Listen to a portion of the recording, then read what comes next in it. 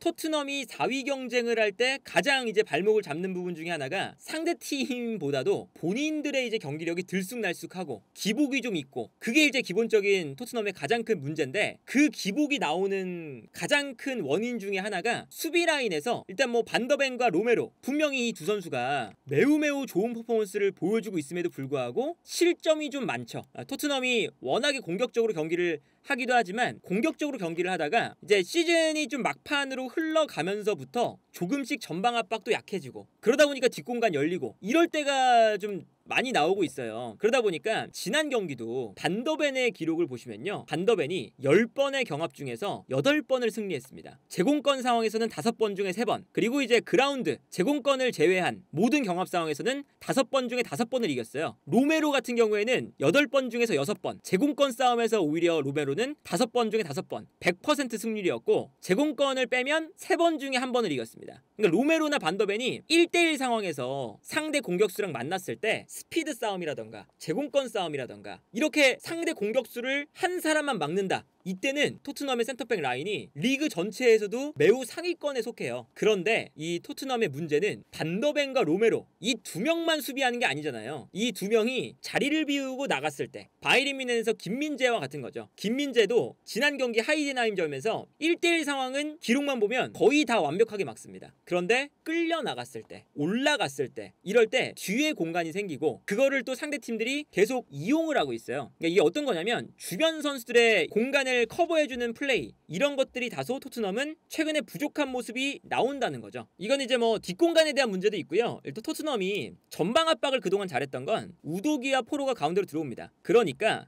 요 앞쪽에서 손흥민을 비롯한 사르, 포로, 비수마, 우도기, 메디슨, 요 6명이 일단 중심이에요. 그리고 왼쪽과 오른쪽 측면 공격수가 이제 자리를 잡고 있고, 상대의 패스가 왼쪽이든 오른쪽으로 가잖아요. 가는 순간 요 가운데 있는 블럭, 수비 블럭이 한 몸이 돼서 움직이는 거죠. 그래서 6명의 선수가 오른쪽이든 왼쪽이든 볼이 있는 지역으로 한 몸이 되어서 간격을 유지하면서 다가가니까 여기서 수적 우위를 가져간다. 이게 토트넘이 전방 압박을 잘한다는 뜻이거든요. 근데 저렇게 간격 유지를 하면서 오른쪽 왼쪽을 왔다 갔다 하면서 일정한 거리를 유지를 하려면 집중력 플러스 체력이 요구가 됩니다. 당연하게도. 그리고 이제 토트넘이 수비 라인이 매우 높기 때문에 앞쪽에서 조금 더 빠르게, 조금 더 강력하게 달려들어야 이 압박 상황에서 상대방에게 탈압박을 당하지 않을 수 있고, 만약에 여기서 탈압박을 당하면 라인이 높기 때문에 리스크가 커지잖아요. 그래서 더 토트넘은 더 거칠게 달려드는 거거든요. 근데 이게 리그만 치르고 있지만 어쨌든 토트넘 선수들도 체력적인 문제가 누적이 되고 있고, 플러스 상대팀들도 토트넘이 한쪽 공간으로 압박을 건다는 걸 누구나 알고 있어요. 그러다 보니까 압박을 받으면 바로 풀어내서 반대편, 이런 장면들이 이번 시즌에 많이 나오고 있죠. 이 장면 보시면 이게 풀럼전인데, 풀럼한테 이제 토트넘이 많이 당했잖아요. 3골을 먹혔었는데 그때 당시에 풀럼이 한쪽 측면에서 반대편으로 넘어오는 패스가 되게 좋았어요. 이제 이 장면은 스로인을 던지는 장면이었거든요, 풀럼이. 근데 보통 스로인을 던질 때 한쪽 측면에 이제 압박이 쏠릴 때가 많습니다. 근데 여기서 토트넘이 압박을 들어갈 때 약간 늦었죠. 볼을 받는 선수가 있는데, 그리고 여기서 한 템포 늦으니까 볼을 받은 선수가 반대편을 바라볼 수가 있었고요. 그리고 반대편에 있는 선수도 순간적으로 토트넘이 마킹을 놓쳤어요. 그러다 보니까 반대편으로 패스가 넘어가면서 정말 프리한 찬스가 납니다. 토트넘의 선수들은 한쪽 측면에서 압박을 하기 위해서 좀 쏠려있죠. 그리고 여기서 계속 공간이 나는 거예요. 반대편으로 패스 편안하게 들어갑니다. 반대편에서 이제 볼을 끌고 올라오고 있거든요. 근데 여기서 이 토트넘이 최근에 어떤 모습들이 나타나냐면, 수비수들이 약간 한 명씩 끌려 들어가는 경향이 있어요. 이 장면 보시면 측면으로 뛰어 들어가는 선수에게 패스가 들어갑니다. 근데 여기서 드라구신이 이때 나왔거든요. 중앙 수비수 드라구신과 로메로, 2명의 선수가 있어요. 근데 이 측면 지역으로 패스가 들어가면 이 공간으로 사실 아무래도 풀백이 오버래핑하고 있었기 때문에 내려왔을 때 브레넌 존슨이 따라가고 드라구시는 안쪽을 지키는 게 가장 베스트죠. 그런데 여기서 브레넌 존슨이 못 따라갑니다. 뛰어 들어가는 이 측면 공격수의 움직임을 따라가지 않았어요. 그러다 보니까 여기서 문제가 되는 게, 측면 공간이 열리니까 어쩔 수 없이 드라구신이 측면으로 딸려나가죠. 그래서 이 다음 장면 보면 드라구신이 딸려나가는 순간 뒤쪽에 있었던 풀럼의 공격수가 요 안쪽 공간으로 뜁니다. 그리고 여기서도 이제 문제가 뭐냐, 드라구신이 딸려나가면 미드필더 중에 한 명, 이때 비수마였거든요. 비수마가 따라 내려와서 드라구신의 자리를 커버를 해줘야 되는데 요 움직임이 또 부족했어요. 그러다 보니까 분명히 비수마가 드라구신이 나가고 있는 걸 봤는데 크로스가 측면에서 올라올 때 비수마가 뛰어들어오는 공격수의 움직임을 놓쳤죠. 완벽하게. 약간 앞에서 바라보고 있는 장면이 나오죠. 드라구신이 측면으로 끌려나가니까 이 공간이 열리는 거거든요. 이런 것처럼 토트넘의 가장 큰 문제는 앞쪽에서의 압박, 이런 이제 강도도 좀 줄어들었고, 강도가 줄어드니까 뒤쪽에 공간이 좀 나요. 주변에서 도와주는 선수들이 빨리 내려와서 이제 뭐 흔히 말하는 공격에서 수비로 전환 과정이 빠르게 이루어져야 되는데, 전체적으로 이 팀 자체가 약간은 기동력이 떨어지다 보니까 내려와서 수비수를 도와주는 움직임이 늦어집니다. 그게 큰 문제죠. 그래서 이런 장면이 반복해서 나와요. 이게 크리스탈 팰리스전인데 이번에는 토트넘이 공격을 전개하다가 뺏겼습니다. 크리스탈 팰리스가 공격을 전개하기 시작하죠. 그리고 전체적으로 토트넘이 수비 라인이 올라와 있죠. 근데 여기서 공격으로 전개되는 순간 여기서 비수마가 앞쪽에서 달라붙었는데 끊어내질 못했어요. 그러니까 이게 수비 라인이 올라와 있으면 수비 라인 앞쪽에 있는 선수들이 달라붙어서 끊어줘야 이 넓은 뒷공간으로 패스가 들어가지 않거든요. 그리고 최소한 패스가 들어간다고 하더라도 이 공간으로 정확한 패스가 들어갈 수 없도록 방해를 해줘야죠. 근데 여기서 비수마가 붙어주는 속도가 약간 느렸습니다. 그러다 보니까 크리스탈 팰리스가 편안하게 측면으로 뛰어들어가는 에제에게 패스를 넘겨줍니다. 그래서 이 다음 장면을 보시면 편안하게 패스가 넘어갔고요. 여기서 이제 에제가 공간이 그냥 열렸으니까 생각할 겨를도 없이 뛰어나가면서 이 공간을 이제 공략을 하는 거죠. 여기서 이제 반칙이 나오고 프리킥이 나와서 실점을 했잖아요. 이런 걸 보면 토트넘이 일단 반더벤과 로메로 이 두 명의 이제 개인적인 수비적인 퀄리티가 매우 좋지만 이 두 선수만으로 모든 것을 다 해결하기는 힘들고, 그렇기 때문에 주변에 있는 선수들이 커버를 해주거나, 예를 들면 앞쪽에 있는 비수마, 그리고 우도기라던가 포로, 이런 선수들도 특히나 최근에 우도기가 가운데로 들어왔다가 공격으로 올라가는 과정에서 다시 수비로 돌아오는 속도가 좀 늦어요. 그러다 보니까 수비 라인 앞에 약간 비수마도 수비적으로 좀 아쉽고 우도기도 수비적으로 좀 아쉽고, 그러다 보니까 이 수비 라인에 있는 반더벤이라던가 로메로라던가 끌려나가는 상황에서 공간이 난다. 이게 이제 최근 들어서 토트넘이 맞이하고 있는 가장 큰 문제라고 할 수가 있겠죠. 그래서 지난 경기에서 그 문제가 정말 크게 나왔어요. 이게 이제 그 지난 노팅엄전에서의 실점 장면이거든요. 보시면 우도기가 올라와 있었어요. 측면으로 약간 내려와서 노팅엄의 측면 공격수인 엘랑가가 볼을 잡습니다. 그리고 오히려 풀백인 윌리엄스는 안쪽으로 들어가서 우도기의 뒷공간으로 뛰어들어가고 있어요. 우도기가 달려오니까 우도기의 뒷공간으로 일단 패스를 보내줍니다. 그러면 이 뒷공간을 누군가 커버해야 되잖아요. 그러면 이 공간으로 뛰어들어갈 때 반더벤이 또 끌려 나오죠. 그러니까 이게 연쇄적으로 끌려 나오는 거예요. 우도기가 한 명 끌려 나오고 그 다음에 반더벤이 끌려 나오기 시작합니다. 그러면 또 반더벤이 끌려 나왔으니까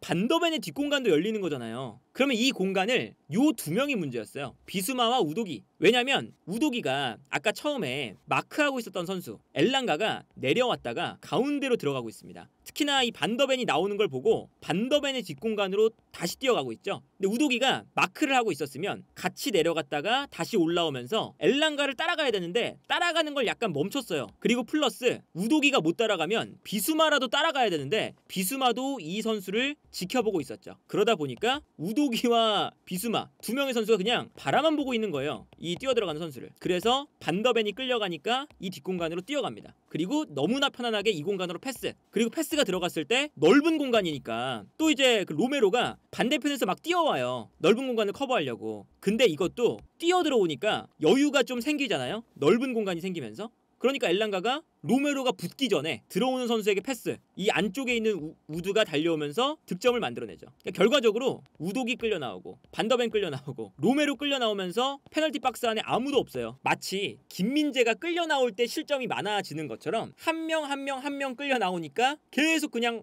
우르르 무너지는 거죠. 반더벤과 로메로가 이렇게 끌려 나오는 게 아니라 그냥 공격수랑 제자리에 서서 경합하는 상황만 만들어줘도 거의 한 10번 중에 9번은 이겨내서 볼을 가져올 텐데, 반더벤이나 로메로도 자리를 비우는 상황이 나와버리면 여기서는 이제 문제가 생긴다. 근데 이게 뭐 비수마의 문제도 있는 거지만 비수마를 비롯한 최근 토트넘의 전체적인 문제이기도 해요. 여기서 공격을 하다가 손흥민에게 패스가 갔는데 손흥민 선수가 달려들어가다가 역동작에 걸렸어요. 그래서 여기서 이제 뺏겼죠. 이게 루턴타운전이에요. 측면에서 루턴타운의 측면 공격수 타운센드가 이 측면 공간으로 뛰어갑니다. 이 측면 공간이 왜 열렸냐? 우도기가 공격적으로 올라가 있기 때문에. 측면 공간이 열리니까 비수마가 이 공간을 커버하기 위해 측면 공간을 뛰어옵니다. 타운센드가 뛰어갈 때 일단 비수마가 끌려 나오죠. 그러면 누군가 끌려 나오면 이 공간을 앞쪽에 있는 선수들이 빨리 내려와야 되거든요. 메디슨이 내려오든 사르가 내려오든 아니면 올라갔었던 우도기가 빨리 복귀를 하든 아니면 손흥민이 내려오든 가운데로 비수마가 측면으로 끌려나가 있고 손흥민은 측면 수비를 도와주기 위해 측면으로 나오고 있고 반면에 사르는 반대편에 뛰어들어가고 있습니다. 이 가운데로는 아무도 내려오지 않고 있어요. 아까 앞에서 봤던 메디슨이라던가 우독이라던가 이런 선수들이 화면에서 사라졌습니다. 약간 내려오는 게 늦는다는 거거든요. 타운센드가 측면으로 치고 달린 다음에 여기서 크로스를 올려요. 많은 분들이 좀 아쉬워하는 건 비수마가 따라갔어야 되는 거 아니냐. 그런데 보통 이렇게 공간이 넓을 때는 수비수보다 공격수가 당연히 유리합니다. 어디로 뛰어들어갈지 이게 사실은 공격수는 편하고 가속도가 붙어있고 반면에 수비수는 공격수가 뛰어나간 다음에 뛰어나가야 되기 때문에 공격수가 유리해요. 그래서 이제 뭐 비수마가 못 따라간 것도 좀 아쉽지만 타운센드가 제껴냈죠. 이 공간으로 패스를 넣어줍니다. 아무도 안 내려오니까. 그리고 여기서 이제 드라구신이 수비라인 앞에 이제 공간을 내주는 건데 드라구신이 여기 뛰어들어가는 것도 하나의 정답이 될 수가 있고 드라구신이 이제 붙어주는 게 약간 느리기도 했어요. 반더벤에 비해. 근데 드라구신을 탓하거나 비수마를 탓할 것이 아니라 요 공간에 왜 아무도 없느냐 이거를 좀 탓해야죠. 그러다 보니까 여기서 볼을 잡은 다음에 루턴타운의 선수가 2초에서 3초 정도 페널티 박스에서 생각하고 있을 시간이 있었어요. 아무도 붙질 않아서 측면으로 뛰어나가는 타이트 총에게 편안하게 반대를 바라보면서 패스를 줄 수가 있었습니다. 득점을 만들어냈죠. 그러니까 이런 것들이 토트넘이 아무리 반더벤과 로메로가 좋은 퍼포먼스를 보여주고 좋은 수비수들을 갖추고 있다 하더라도 저 두 선수가 모든 것을 다 할 수는 없기 때문에 팀 전체적으로 수비하는 게 필요해요. 뭐 비수마를 비롯해서 우도기, 포로, 앞쪽에 메디슨, 사르 앞쪽에 있는 선수들부터 같이 압박을 해주고 앞쪽에서 이제 뛰어나오는 공격수들을 먼저 1차적으로 싸워주고 그래야 뒤에 있는 선수들이 수비를 하기가 쉽고 특히나 토트넘은 라인이 높은데 뒤에 공간이 넓게 형성되어 있으니까 반더벤 로메로 잘하니까 모두 다 커버해줘. 토트넘이 이것도 요행에 가깝거든요. 개개인의 퍼포먼스에만 의지를 하는 거니까. 그렇기 때문에 앞쪽에서 싸워주는 플레이가 좀 있어야 되고 그리고 싸워주는 게 실패했다면 빠르게 내려오는 게 필요한데 이제 그런 게 안 이루어지다 보니까 넓은 공간을 막으러 반더벤이 뛰쳐나갔다가 공간 생기고 로메로가 뛰쳐나갔다가 공간 생기고 이런 문제가 좀 반복되고 있다. 이제 스쿼드적인 문제도 좀 있겠죠. 토트넘의 스쿼드가 당연하게도 우승권 팀과 비교했을 때는 다소 떨어지는 게 사실이고 그러다 보니까 이제 아스날, 리버풀, 맨시티 이런 팀들의 전방 압박에 비해 토트넘의 전방 압박이 시즌 마지막으로 갈수록 퀄리티가 좀 떨어져 보이는 것도 당연히 존재해요. 그런데 토트넘이 이렇게 약간의 수비적인 어려움을 최근 들어서 좀 겪고 있는 건 전방 압박에 대한 그런 강도가 낮아졌다는 거, 리커버리에 대한 강도가 낮아졌다는 거 그런 부분이 분명히 존재한다. 그리고 이제 시즌